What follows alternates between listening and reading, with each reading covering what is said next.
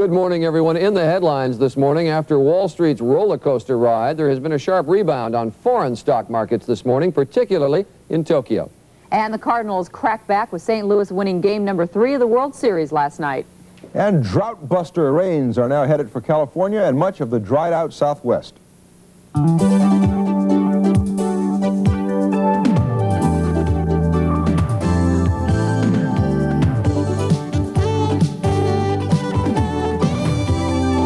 But as long as we're talking about the psychological question, I want to go out to Los Angeles, because standing by there in Los Angeles is Dr. James Gottfurcht, who is a clinical psychologist who specializes in how people react to their financial situations. And Dr. Gottfurcht, I'm always interested, medical doctors always say you are what you eat, and I'm sort of interested in this case. I wonder if psychologically you aren't what you own, that the money effects, when your money begins to move around and get affected by things like the market, that it doesn't have rather individual psychological effects on people that Mr. Kudlow was talking about. Very definitely it does. Money is very symbolic and represents a lot of things to people. Some of the major things that money represents to most of us include power, control, security, and self-esteem. Can you establish a psychological profile on a market the way you can on an individual? I think it can be done. It's a little more complicated, but I think the market is suffering from a loss of confidence, like Mr. Kudlow said, and I think there's panic going on and a lot of insecurity. I think the foundation of the market has been broken, the psychology has changed, and it would be like a person going from a manic episode or a high-energy functioning phase to a more depressive phase. All right, that's interesting. You have used the word panic. You used the word crash, which is sort of a no-no word, it seems to me these days. Everybody's been questioning whether they ought to use that word or not.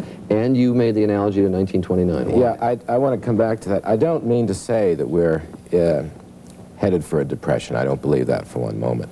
But I do think in the consciousness of the American public, and of course in its institutional history, the crash of '29 and the subsequent depression in the '30s stands out as one of those major historical events, bigger than life, larger than history, if you will. And I think because Americans have a constant fear and loathing of another depression, and because they are worried about financial and monetary security, the stock market tends to play a more prominent role in our lives, even including those people who aren't investors in the stock market. It becomes a symbol of our economy, of our confidence, of our psychology.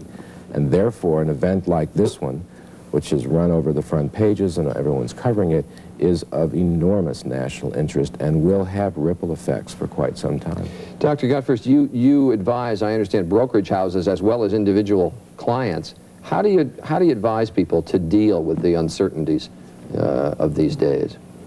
Well, to me, I can see 3 basic strategies for coping with the negative psychology and the stress levels that's out there today.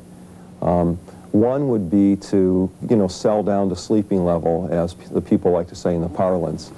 Discuss with your broker, your advisor, what makes prudent sense to do so that you don't do things precipitously and add to the panic, and get yourself financially invested in a level that decreases your stress, that you can sleep with.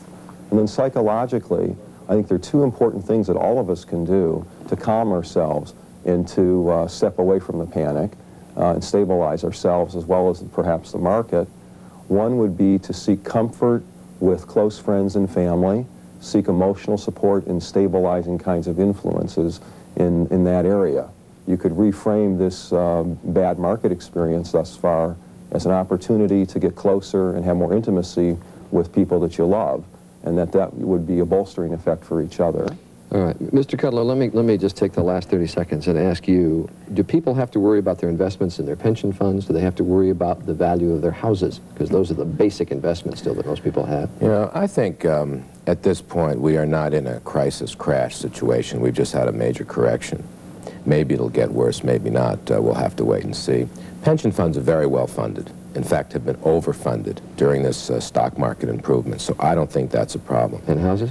Housing values, at least in some of the major cities, have been skyrocketing in the East Coast because of the stock market, and I would think real estate prices will start to level off now, which would be a good thing for all of us. My thanks to both of you for being with us.